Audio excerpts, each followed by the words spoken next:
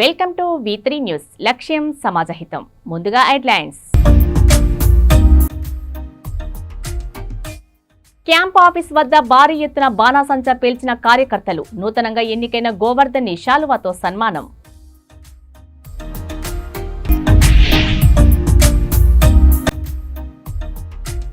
కొమరయ్య కుటుంబాన్ని పరామర్శించిన ప్రభుత్వ విప్ ఆది శ్రీనివాస్. ప్రభుత్వం తరపున నేతన్న కుటుంబానికి 2 లక్షల రూపాయల ఆర్థిక సహాయం.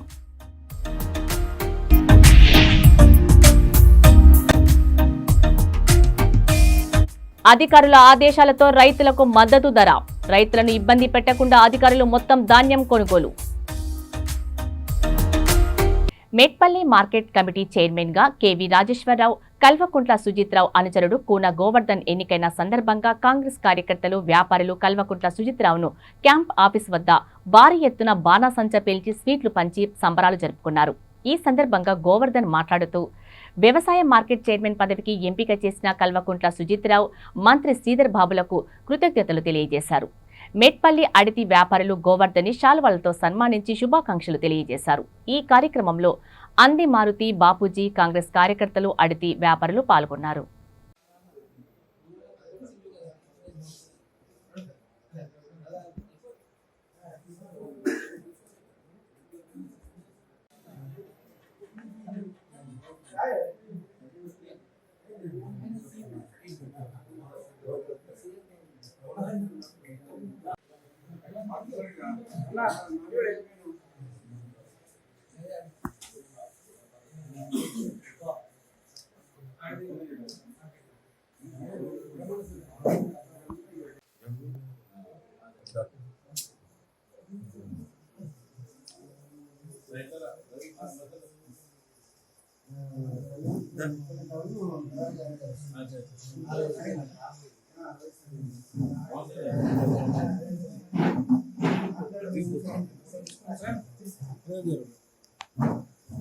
సంగారెడ్డి జిల్లా పట్టంచెరు నియోజకవర్గం పట్టణ పరిధిలోని పురాతనమైన మాణిక్ ప్రభు మందిరంలో దామోదర తులసి కళ్యాణం అంగరంగ వైభవంగా వేణు ముదిరాజ్ ఆధ్వర్యంలో నిర్వహించారు.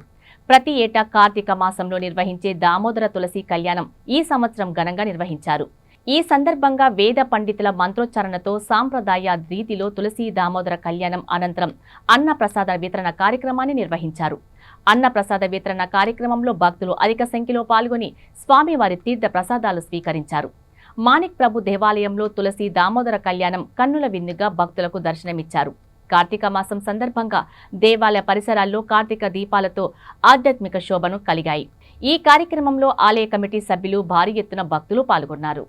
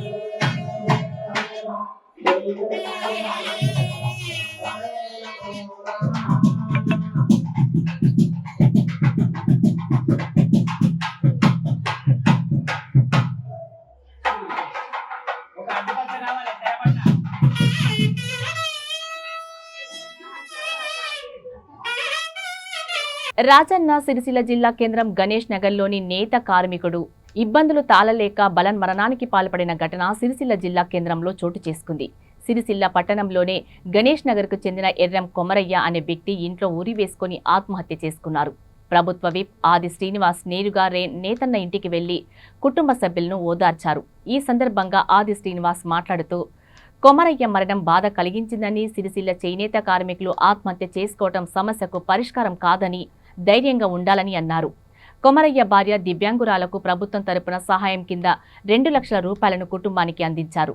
ఈ కార్యక్రమంలో సిరిసిల్ల తహసీల్దార్ ఎం ఉమార్ అని, MD handloom and textiles Sagar, Congress party నాయకులు, అధికారులు పాల్గొన్నారు.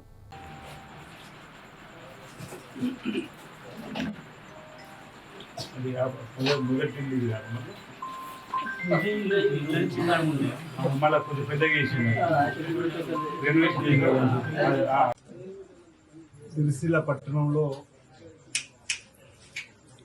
కొమరయ్య గారు మరణించిందని చెప్పని బల్లవర్ణమును జరిగిందని చెప్పి తెలుసుకొని వారి కుటుంబ సభ్యుల్ని పరామర్శించడానికి రావడం జరిగింది. మరి వారు చెప్తున్నటువంటి పరిస్థితులలో ఉదయం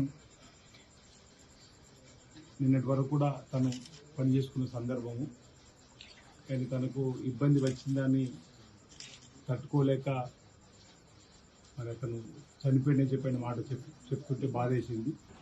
ఈ అంశాన్ని చెప్పడం, కలెక్టర్ గారు కూడా ప్రభుత్వాన్ని నివేదిక ఇవ్వడం, తప్పనిసరిగా వారికి మనం అండగా నిలబడతామని చెప్పి మీరు చెప్పండి.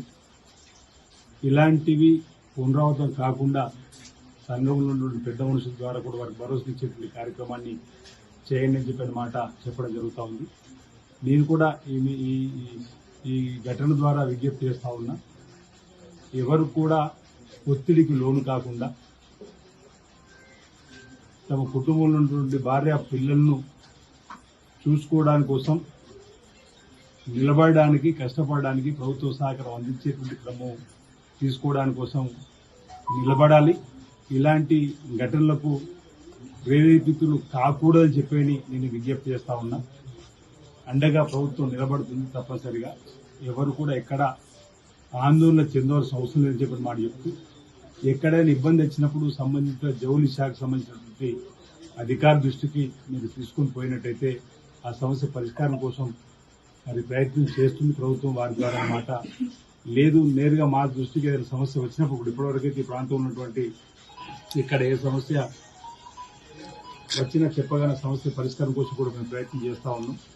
రాబో రోజుల్లో కూడా మెరుగైనటువంటి రీతిలో, మెరుగైనటువంటి పద్ధతులలో మరి పనులు కల్పించి 40,000 మంది కార్మికులు పౌరులపై ఆధారపడేటువంటి వాళ్ళు ఉంటే, మన ప్రాంతంలో కూడా 30,000 పైచిరుకున్నటువంటి పౌరులకు ఆధారపడేటువంటి వాళ్ళు ఏదైతే చేనేత క్లస్టర్గా, చేనేత జోన్గా ఉన్నటువంటి వేమరావులో మనం తీసుకుని రావడం, ఎక్కడో 2 రాష్ట్రాలు దాటి తీసుకున్నట్టు నూలు ఈరోజు మన దగ్గరికే రావడం అనేది ఒక రకంగా వారికి ఆధారం, వారికి ఆర్థికంగా ఎదగడానికి కూడా ఉపయోగపడడానికి కోసం చక్కటి మార్గం సుగమంది అని చెప్పి భావన వ్యక్తం చేస్తుంది.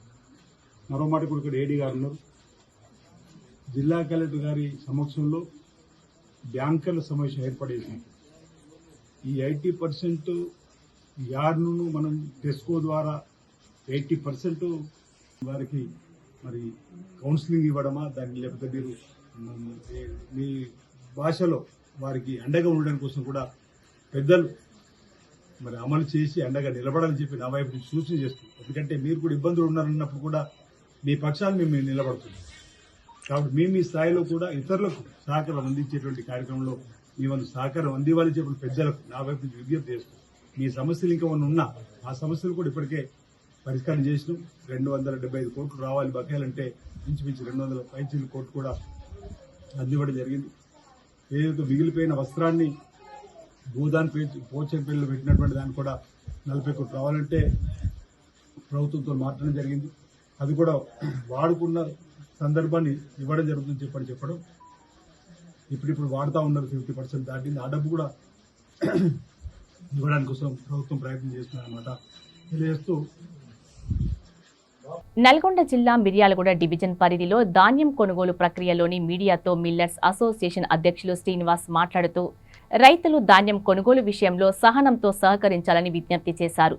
అధికారుల ఆదేశాల మేరకు మద్దతు ధర కల్పిస్తామన్నారు. అధికారులు ఏ రైతులను ఇబ్బంది పెట్టకుండా ప్రతి చివరి ధాన్యం గింజ వరకు కొనుగోలు చేస్తామని తెలిపారు. ఇబ్బందులను అధిగమిస్తాం, రైతులందరి సహకారంతో విజయవంతంగా ముందుకు సాగుదామని తెలియజేశారు. ఈ కార్యక్రమంలో మిల్లర్స్ అసోసియేషన్ సభ్యులు వెంకటరమణ చౌదరి, సంతోష్ పాల్గొన్నారు. అందరికీ నమస్కారం అండి. ఈరోజు దాదాపు మన మిర్యాలగూడకు 5,000 ట్రాక్టర్లు సుమారు పైన ధాన్యం ఒకేసారి మార్కెట్కి వచ్చింది. మరి దీనికి కారణం సూర్యాపేట కానీ కోదాడు హుజూర్నగర్ సెంటర్ల నుంచి తర్వాత మన వైపు నుంచి అన్నీ ఒకేసారి పెద్ద ఎత్తున రావడంతో కొంత రైతన్నలకు కొంతమేర కొద్దిగా అసౌకర్యం కలిగింది. దాన్ని మేము కూడా చింతిస్తున్నాం. మరి అందరూ కూడా సంయమనం పాటించేసి, ఎందుకనంటే 4 రోజులు దిగుమతులు అయ్యాయి, ఒకే రోజు వచ్చినాయి అనుకోండి, అది ఎట్లాగో మనకు ఇబ్బంది అవుతుందని మీ ప్రతి ఒక్కరికి మీరు కూడా చూస్తున్నారు పరిస్థితిని. ఎన్ని ట్రాక్టర్లు ఉన్నాయి, మరి యజమాని కావాలని లేట్ చేస్తున్నాడా, ఏ విధంగా చేస్తున్నా అనేది రైతులు కూడా అర్థం చేసుకోవాలి. మరి ఇక్కడ ఏంటంటే 28-29% తేమతోటి ఈ సరుకు రావటం వల్ల దీన్ని డ్రై చేయడానికి సుమారుగా 12 గంటలు ఒక షిఫ్ట్ రావడానికి టైం పడుతుంది. ఆ షిఫ్ట్ డెలివరీ అయినాకనే మళ్ళీ దిగుమతి అయినాకనే మళ్ళీ సెకండ్ షిఫ్ట్ మనం ధాన్యం పోసుకోవటానికి వీలవుతుంది. కాబట్టి మరి ఒకేసారి ధాన్యం రావటం వల్ల ఈ రోడ్లపైన ట్రాక్టర్లు నిలవటం, కొంత ట్రాఫిక్ కూడా అంతరాయం అవుతుంది. పోలీస్ శాఖ వారు కూడా పూర్తి సహాయ సహకారాలు అందిస్తూ వారు కూడా ఎంతో శ్రమ కోరుస్తున్నారు. మరి వారందరికి కూడా ధన్యవాదాలు తెలియజేస్తున్నాం. మరి ధాన్యం మొత్తం కూడా ఏ రోజు కూడా నైట్ వరకు పూర్తిగా కంప్లీట్ అవుతుంది ఇంచుమించు. ఏదైనా ఆగితే ఒక 40-50 ట్రాక్టర్లు, 100 ట్రాక్టర్లు ఏదైనా ఆగితే మరుసటి రోజు ఉదయం కూడా అవుతుంది. కాబట్టి రైతులు కూడా కొంచెం అర్థం చేసుకొని ఓపికతోటి ఉండి మరి ధాన్యం అమ్మకాలు చేసుకోవాలని చెప్పని ఈ సందర్భంగా కొంత ఇబ్బంది పడుతున్నాం. మరి ఈ క్రాప్ వచ్చిన మహేంద్ర చింట్లు కూడా ఏ రైతు దగ్గర కూడా మేము కాదనకుండా తీసుకుంటున్నాం.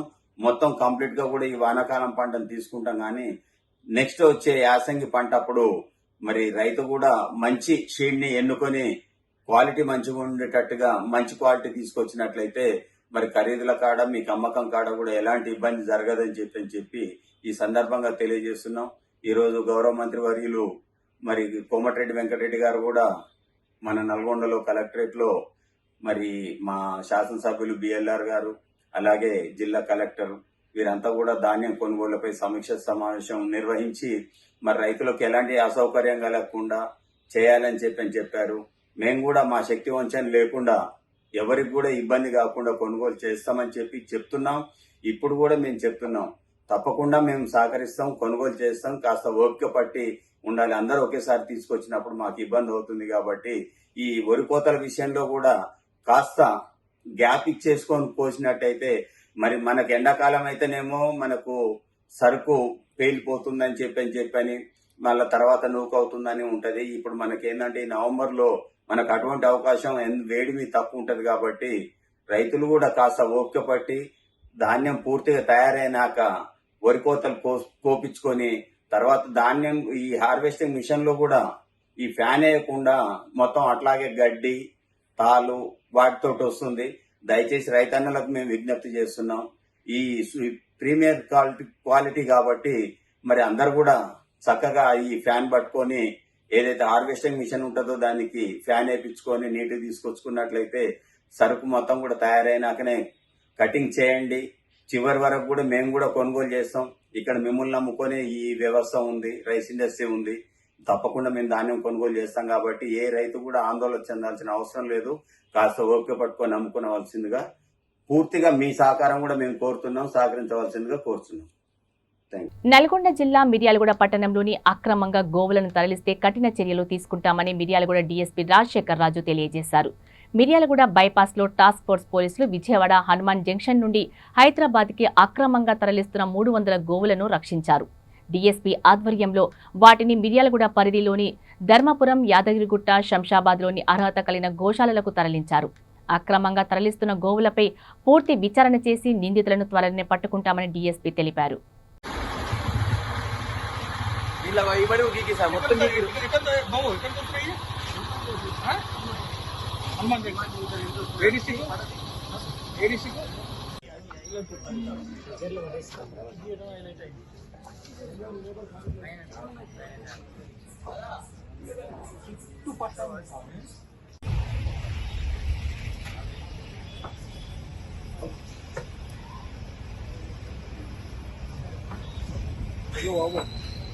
పైన ఒక లేయర్ చెక్క తీసి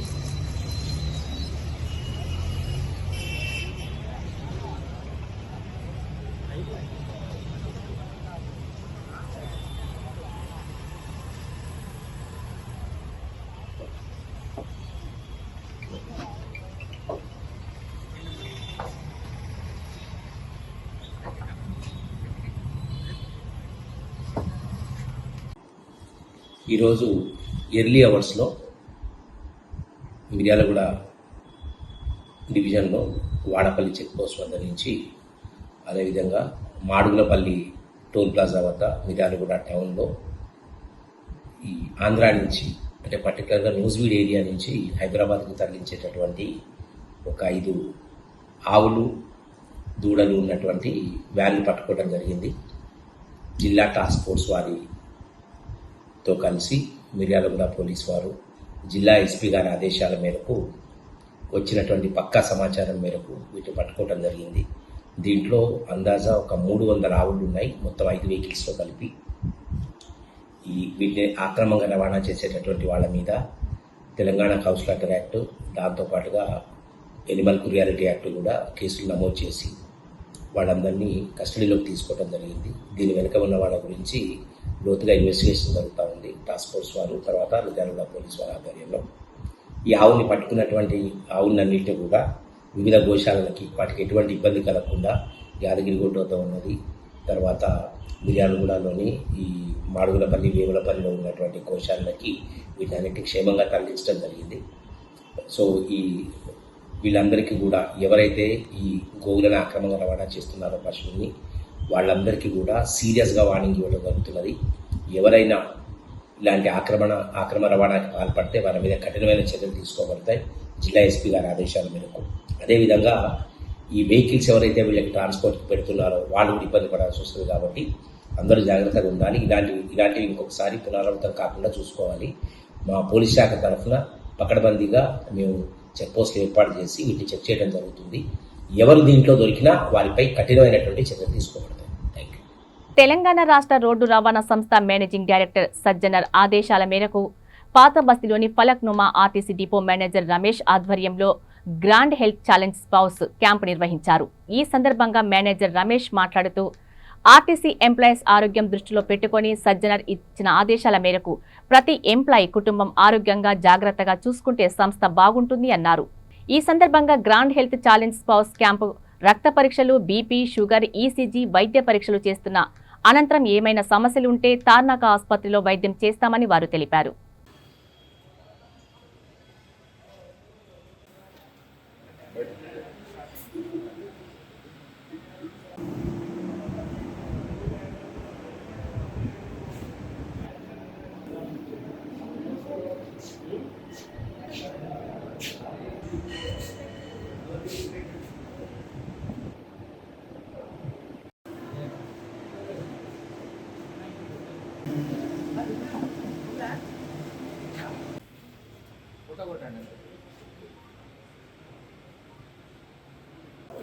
నమస్కారం అండి. సార్ నేను హెల్త్ వాలంటీర్ను పలక్నామా డిపో. నా పేరు తిరుపతమ్మ. సార్ పలక్నామా డిపోలో గ్రాండ్ హెల్త్ ఛాలెంజ్ 2 స్టార్ట్ అయింది సార్ ఈ రోజు నుండి. ఇది ఎంప్లాయీస్కే కాకుండా ఎంప్లాయీస్ ఫ్యామిలీకి సజ్జనార్ సార్ వాళ్ళకి వచ్చిన వాళ్ళు కూడా చాలా హ్యాపీగా చేస్తున్నారు సార్ డ్యూటీ. మా తార్నాక డాక్టర్స్ ప్లస్ మా డిస్పెన్సరీ డాక్టర్స్, మా డిపో డిఎం గారు మాకందరూ సహకరిస్తారు. మాకు వీక్లీ 1 టైము వీళ్ళ ఆరోగ్యాలు బీపీలు షుగర్లు చెక్ చేయడానికి మాకు అవకాశం ఇస్తుంది సార్. ఈ అవకాశాన్ని ఇచ్చినందుకు మాకు ధన్యవాదాలు సార్. నమస్తే అండి, నా పేరు రమేష్, డిఎం ఫలక్నామా టీఎస్ఆర్టీసీ. అయితే ఈరోజు మా డిపోలో grand health challenge for spouse అనే క్యాంపు నిర్వహించడం జరుగుతుంది. ఈరోజు నుంచి స్టార్ట్ అయింది. మరి ఇది ఉద్దేశం ఏంటంటే, ఆల్రెడీ మా ఎండి గారు సజ్జనార్ గారి ఆదేశాల మేరకు కార్పొరేషన్ మొత్తంలో ఎంప్లాయీస్ వెల్ఫేర్ కోసము, వాళ్ళ హెల్త్ కోసము మరి ఎంతో చొరవ చూపిస్తున్నారు సారు. మరి దాంట్లో భాగంగా గ్రాండ్ హెల్త్ ఛాలెంజ్ 1 మరియు గ్రాండ్ హెల్త్ ఛాలెంజ్ 2 కూడా నిర్వహించడం జరిగింది కార్పొరేషన్ మొత్తంలో అన్ని డిపోలలో, అన్ని యూనిట్లలో. మరి ఇప్పుడు కొత్తగా ఏంటంటే, ఎంప్లాయీస్ యొక్క వాళ్ళ స్పౌసెస్, భార్య కానీ భర్త కానీ, వాళ్ళు ఆరోగ్యము ఎట్లా ఉంది, వాళ్ళు బాగుంటేనే సంస్థ, ఎంప్లాయీస్ బాగుంటారు, ఎంప్లాయీస్ బాగుంటేనే సంస్థ బాగున్న రెఫరల్ హాస్పిటల్స్కి పంపించి వాళ్ళ హెల్త్ టేకప్ చేయడం జరుగుతుంది, మెడికల్ కేర్ తీసుకోవడం జరుగుతుంది. అంటే ఇలాంటి ప్రోగ్రామ్ చేయడం వల్ల, అవేర్నెస్ చేయడం వల్ల మీకు ఎలా అనిపిస్తుంది సార్?